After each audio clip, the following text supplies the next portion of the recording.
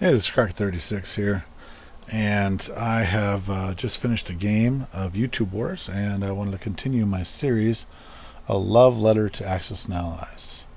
We're at whatever page it is, air units. An air unit that moves in the combat move phase must generally reserve part of its move value for the non-combat move phase, at which point it must return to a safe landing spot using its remaining movements. An air unit's movement in any complete turn is limited to its total move value. Thus, a strategic bomber with a move value of 6 cannot move 6 spaces to a hostile space. It must save enough movement points to get to a friendly territory where it can land. A fighter or a tactical bomber can move its full 4 spaces to attack in a C zone instead of saving movement, but only if a carrier could be there for it to land on by the conclusion of the mobilized new units phase. Air units attacking territories that have AAA guns will be fired upon. This doesn't include territories containing AAA that are only being flown over. That's too bad, because I kind of like that rule from the first edition. AAA can't fire upon bombers conducting strategic or tactical bombing raids. These air units are fired on by anti-aircraft cover provided by the industrial complex or base that is being attacked.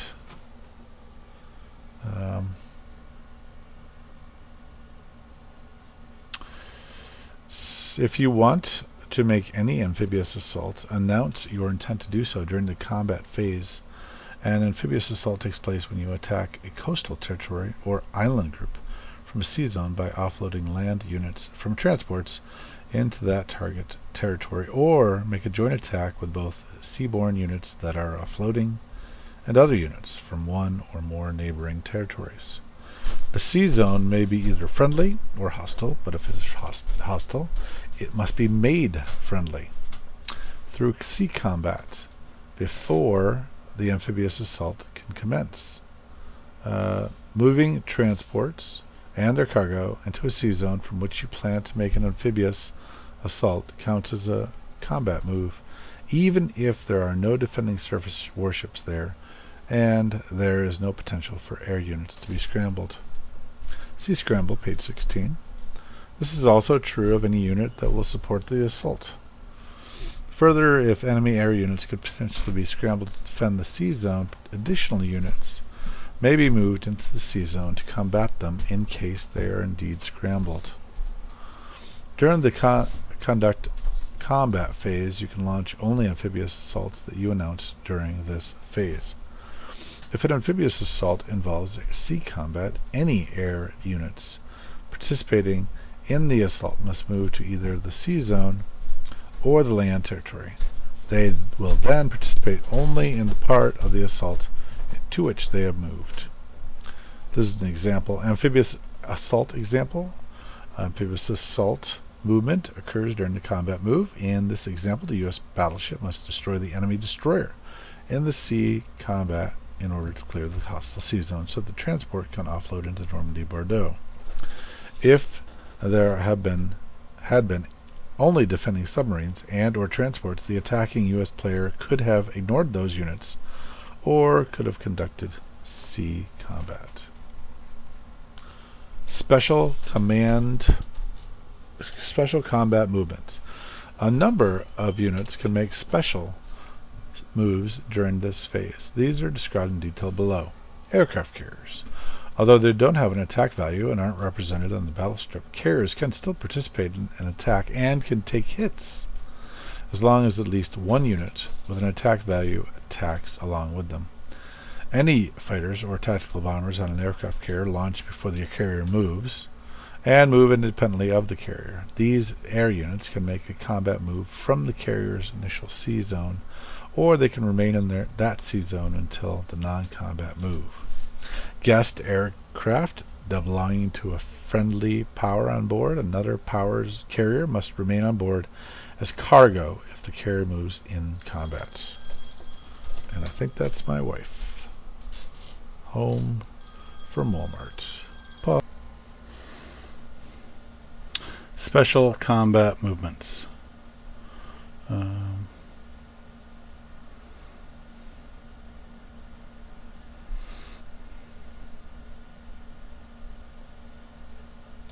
Guest aircraft belong to a friendly power on board another power's carrier must remain on board as cargo if the carrier moves in combat. They cannot take part in the combat and are destroyed if the carrier is destroyed.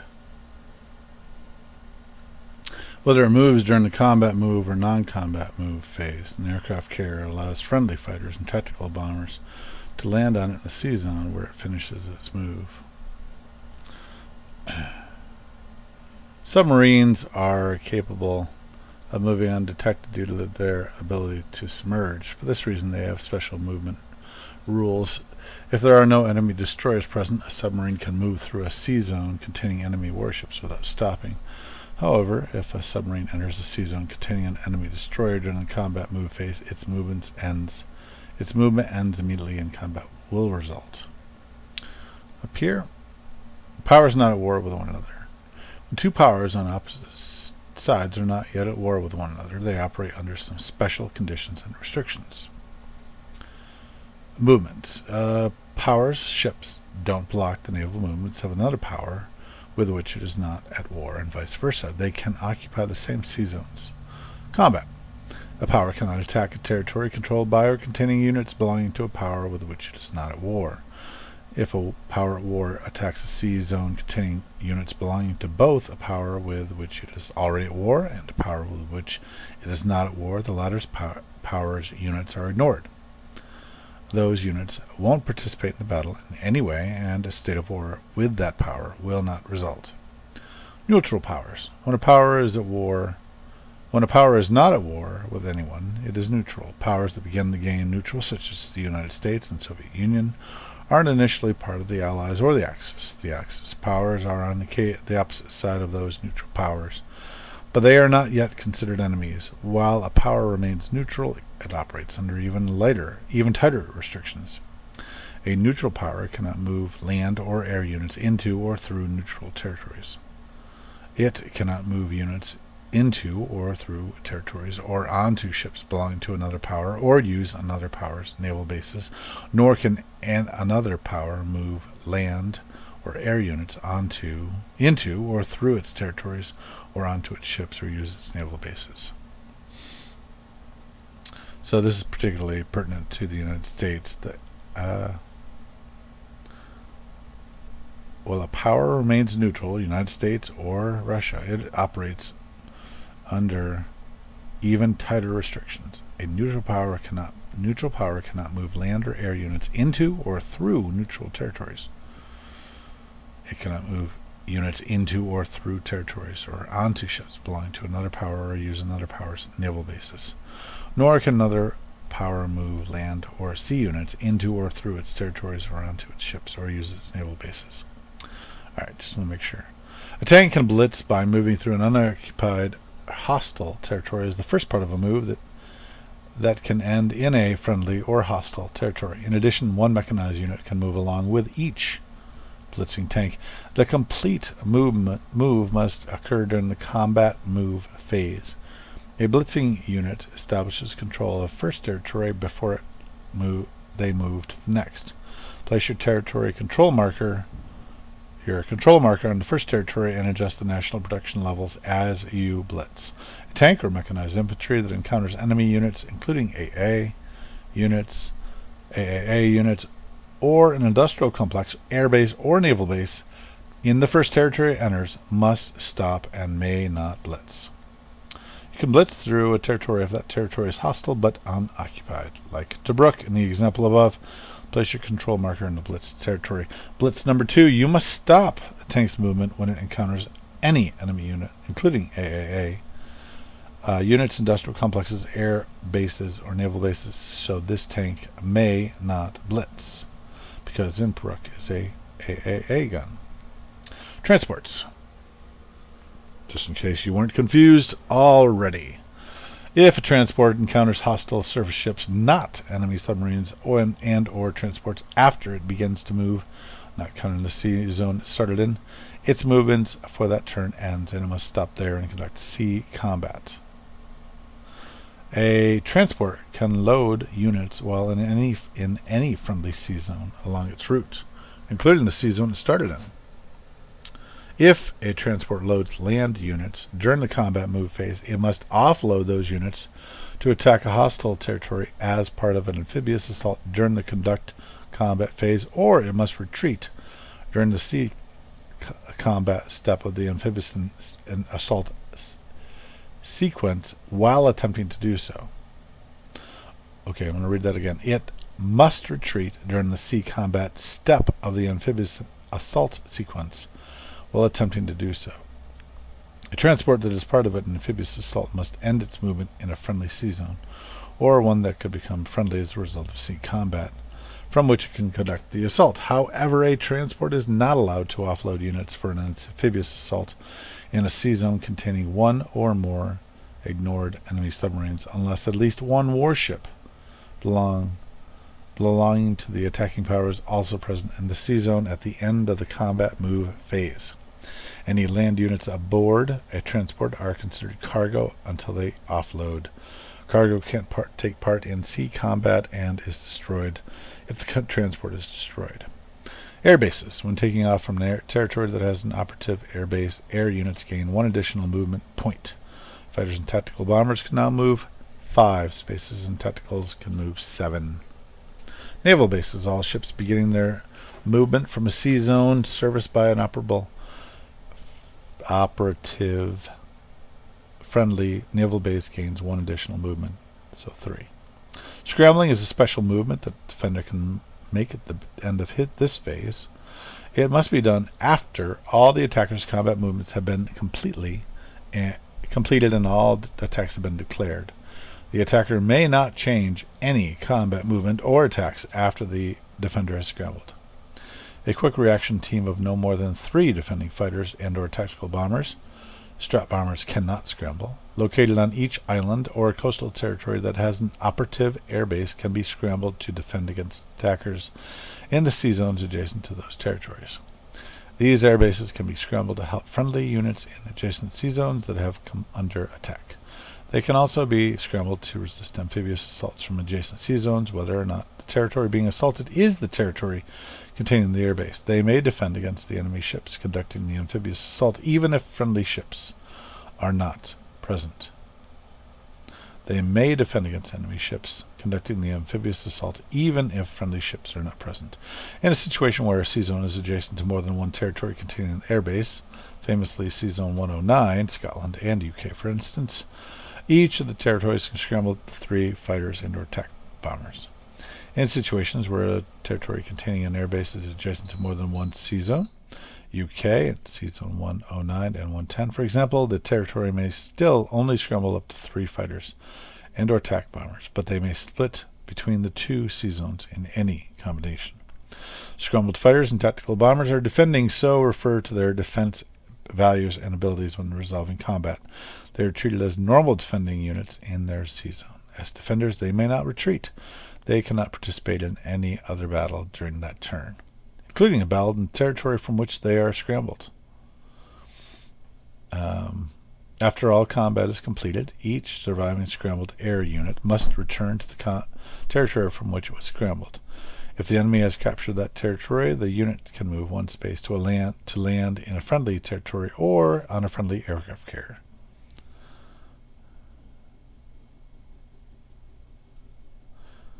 If no such landing space is available, the unit is lost. Surviving scrambled air units land during that turn's non-combat phase, before the attacker makes any movements. Conduct combat.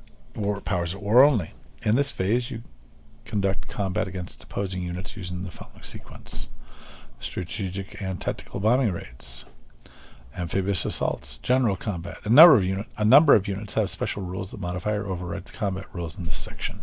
See unit profiles for combat rules associated with each type. A strategic or tactical bombing raid is a direct attack on a facility. During this time... Oh, by the way, I was going to comment back here a little bit ago. Sorry about that. So I like a little bit better than the scramble. I like CAP, air patrol. So you assign airplanes to the skies to defend. I'm a little more in favor of that than I am. And it, I think, does a better job of reducing a little bit, I think, the power of air units. Because in this one, air units can be, obviously can kill multiple times. I suppose it could with Cap too. But I like Cap better. And that was part of First Pacific game, I think. Yeah. All right, so strat bombing. Strat or attack bombing is a direct attack on a facility. During this step, you can bomb enemy industrial bases, air bases, naval bases with your strat bombers. You can also bomb enemy or naval bases, but not industrial complexes, with your attack bombers. When you damage these facilities, their capabilities are decreased or eliminated. Your enemy must spend IPCs to repair them in order to restore their capabilities. Repairs can be made by the unit's controlling player during his or her purchase and repair unit phase. To conduct a bombing raid, the attacking player moves his or her bombers into the territory on the map.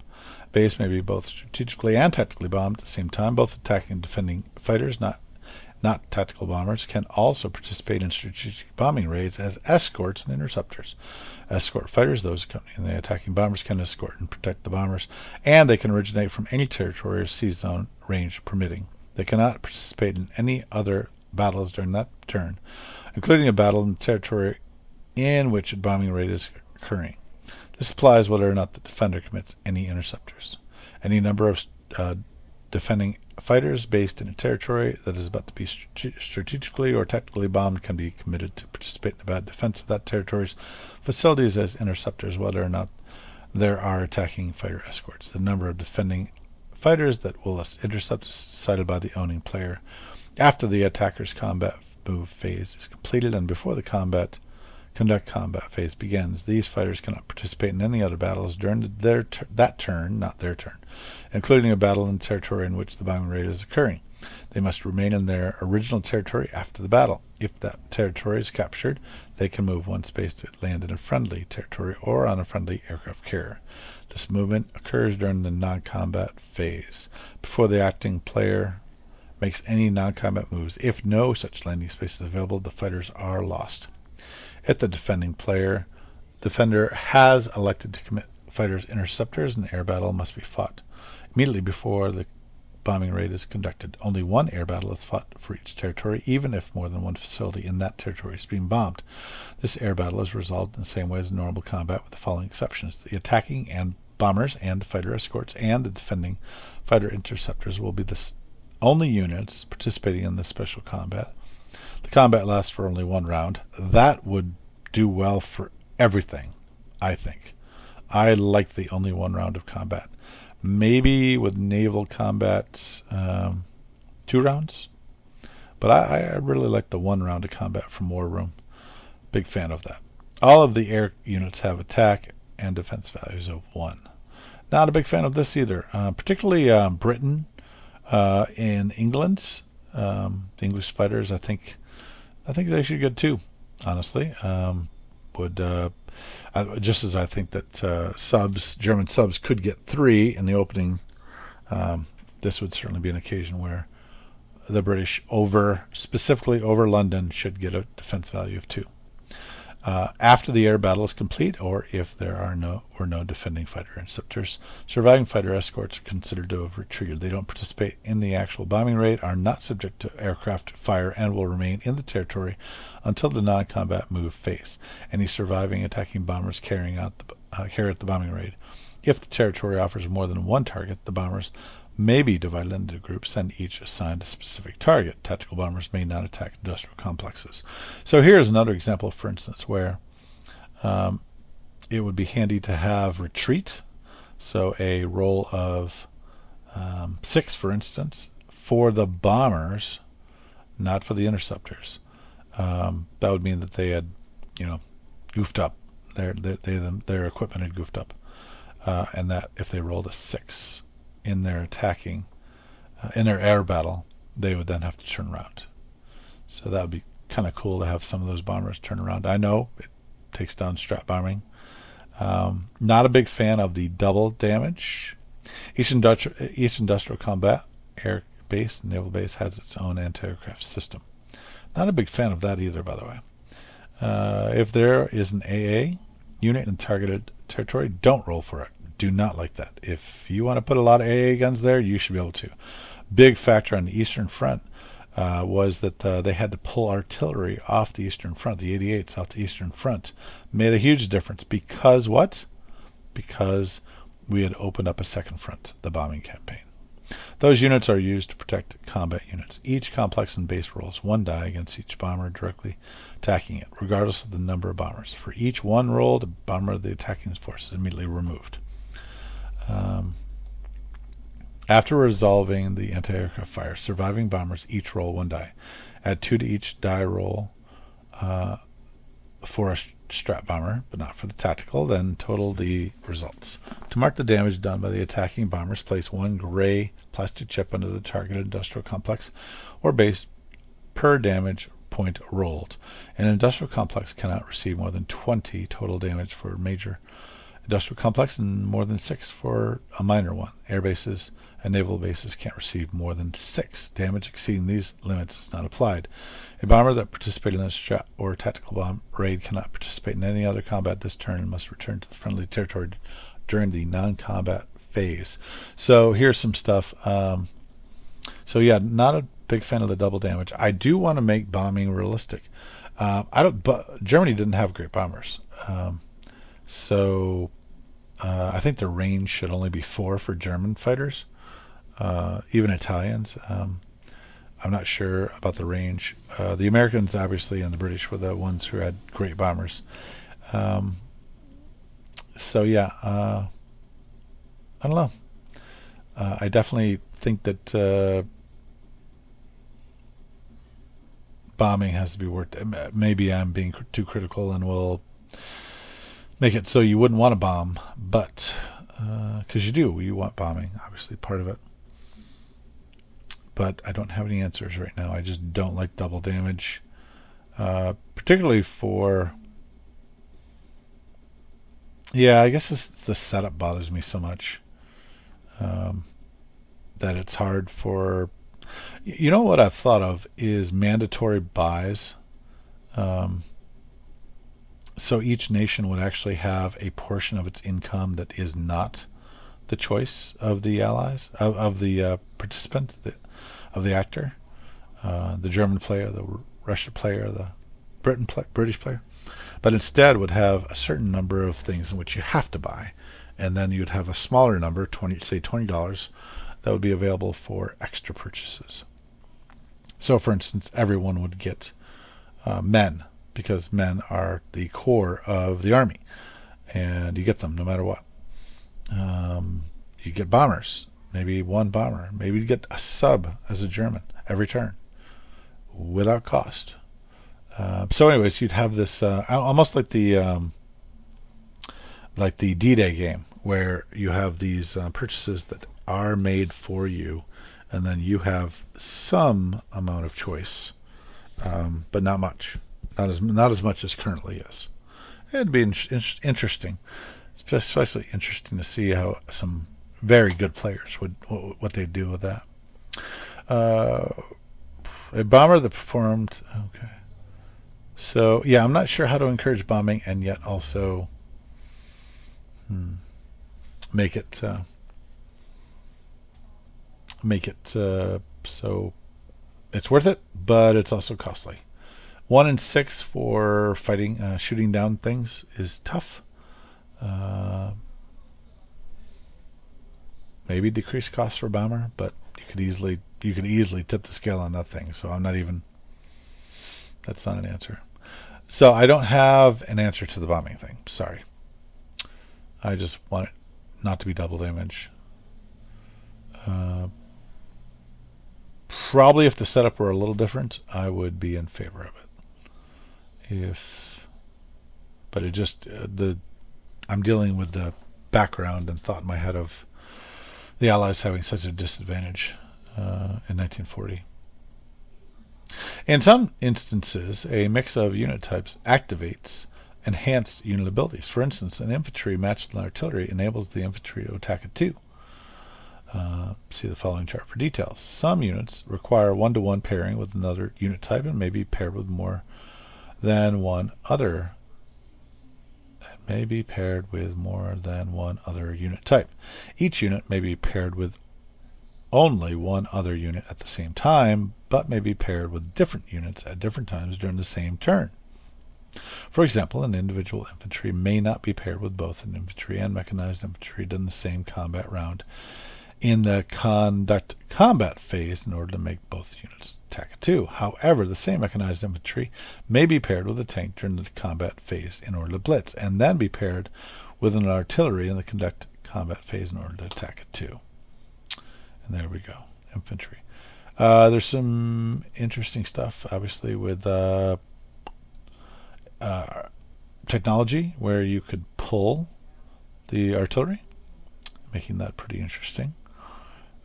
Or that one tank can take 2 mechs with them.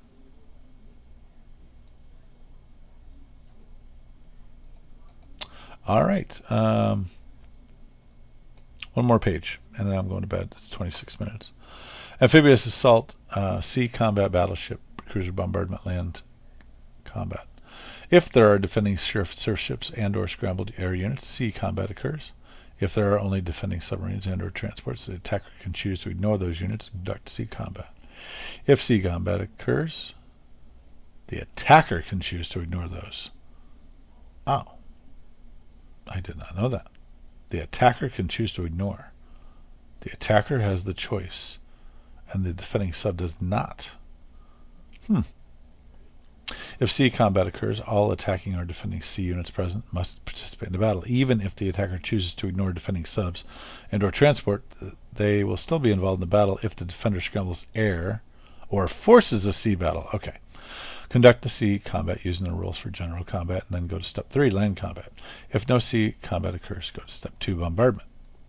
If there was not a combat in the sea zone from which you are offloading units from transports, any accompanying battleship cruiser in that sea zone can conduct a one-time bombardment of one coastal territory, island group being attacked.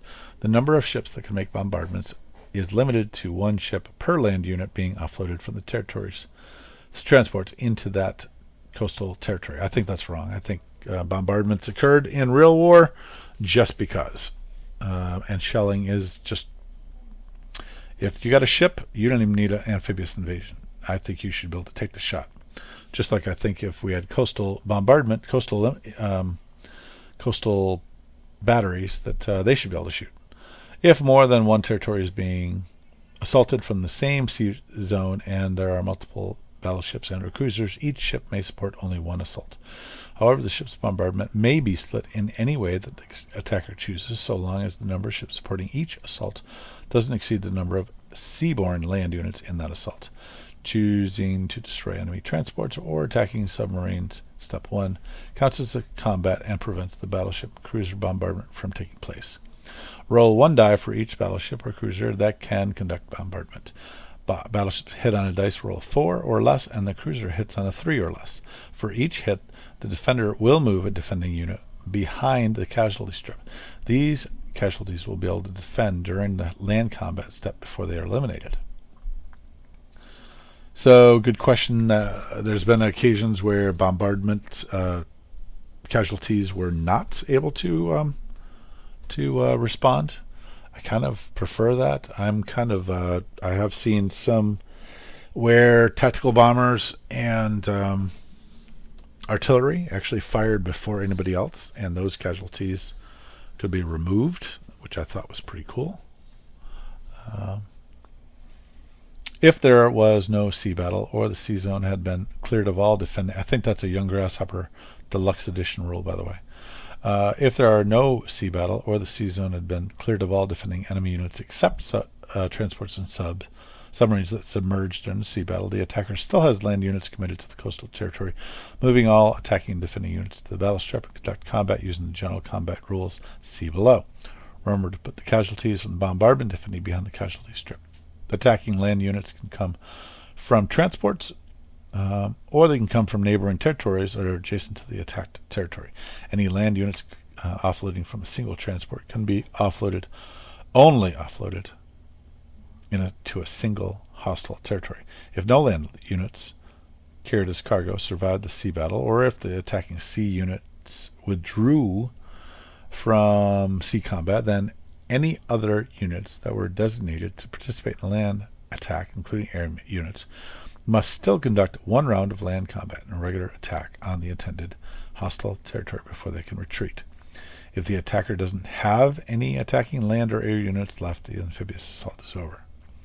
Keep the attacking overland units and seaborne land units separated on the battle board. Attacking seaborne units can't retreat. Attacking overland units and air units can retreat between rounds of combat. All attacking overland land units must retreat together as a group. They can only retreat to where at least one of them originated, and must all retreat at the same time and to the same place. Retreat may happen at the conclusion of any round of combat. I'm kind of up in the air about that. I think that if you want to retreat, that you should be able to retreat, and any number. I think that's what a fighting defense. So I would just retreat whoever you want to retreat. Attacking air units, whether involved in the sea combat or an attack on the coastal territory, can retreat according to the attacker retreat rules. If there is a retreat, air units and overland units, if any, must retreat to the same place. Air units will land during the non-combat. If there is a retreat, air units and overland units, if any, must retreat at the same time, not same place. Okay, gotcha. Each attacking air unit can participate in the sea battle or the attack on the coastal territory. It can't do both. The attacking player must decide which air units are involved in each part of the attack and can't change their assignments later. Scrambled air units are placed after the amphibious assault is announced, and attacking air units, if any, are assigned to the sea battle or the coastal territory. At the end of the amphibious assault, all air units remain in place. They will land during the non-combat move. Air units defending in a territory can fight only in that territory. They can't participate in the sea battle. The exception to this rule is defending fighters and tactical bombers that are on an island or coastal territory that has an operative air base. Such air units can be scrambled to the adjacent sea zone where they participate in its defense. Strategic bombers can't be scrambled. General combat. In this, you resolve combat in each space that contains your units and enemy units. Combat is resolved by following the general combat sequence below. Combat in each territory takes place at the same time, but each affected territory or sea zone is resolved separately and completely before resolving combat in the next contested space. The attacker decides the order of spaces in which each combat occurs. No new units can enter as reinforcements once combat has begun. Attacking and defending units in each space are considered to fire at the same time, but for ease of play, you will roll dice in sequence, attackers first, then defenders.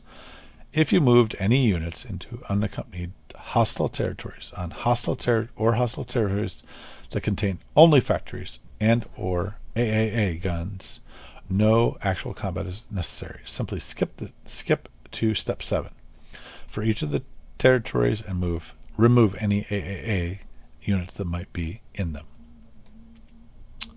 All right, I'm going to stop there. Crockett 36, Love Letter to Access Knowledge Global 40. Out.